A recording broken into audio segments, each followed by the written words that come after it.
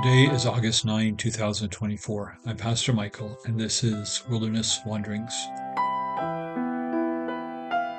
Our text is from Psalm 41. Blessed are those who care about weak people. When they are in trouble, the Lord saves them. Verse 1. Jesus aptly sums up Psalm 41 when he says, Blessed are the merciful, for they will be shown mercy. Matthew 5:7. Some of us can learn mercy by reading about it in the Bible. Many more of us learn mercy by taking the plunge and practicing it. Some years ago, the story of Sister Helen Prejean was portrayed in the movie Dead Man Walking. Joining a correspondence program for death row inmates, she began exchanging letters with Gary.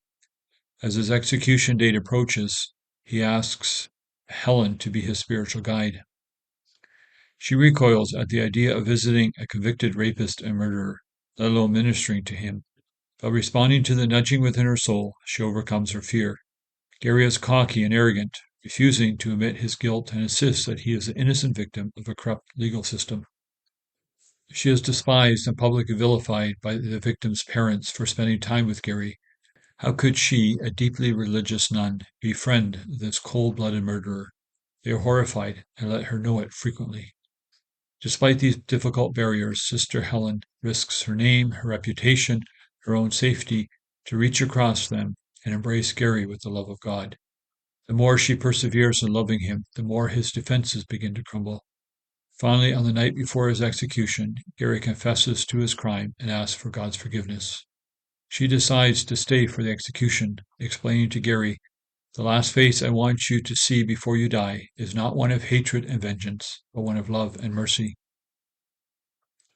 Some of us learn mercy by reading about it in our Bibles, but most of us, like Sister Helen Prejean, learn mercy by offering it to those who least deserve it, to those who are unclean, who are despised and rejected by society. How have we learned to be merciful? Or should we back up a step and ask, have we learned to be merciful?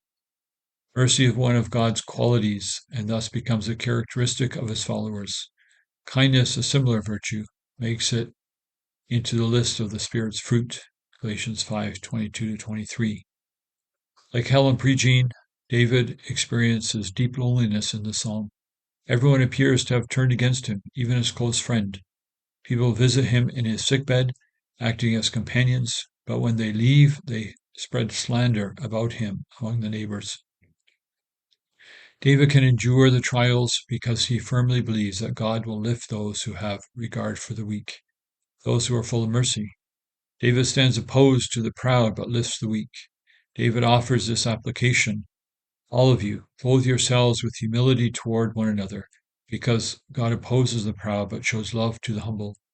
Humble yourselves therefore under God's mighty hand, that he may lift you up in due time. Cast all your anxiety on him, because he cares for you. 1 Peter 5:5-7. This is not a reward system. Do this and God will pay you back in kind.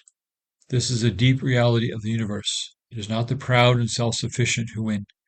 Mercy and love are stronger and last longer than self-aggrandizement. In an age and culture that is deeply divided, in which virtual bombs are launched in all directions, Christians are being called to reach across institutional, cultural, and social walls, to have regard for the weak. Ask God to open your eyes, that you may see the weak, and ask for a spirit of mercy. As you journey on, go with the blessing of God. May the peace of the Lord Christ go with you, wherever he may send you. May he guide you through the wilderness, protect you through the storm. May he bring you home rejoicing at the wonders he has shown you. May he bring you home rejoicing once again into our doors.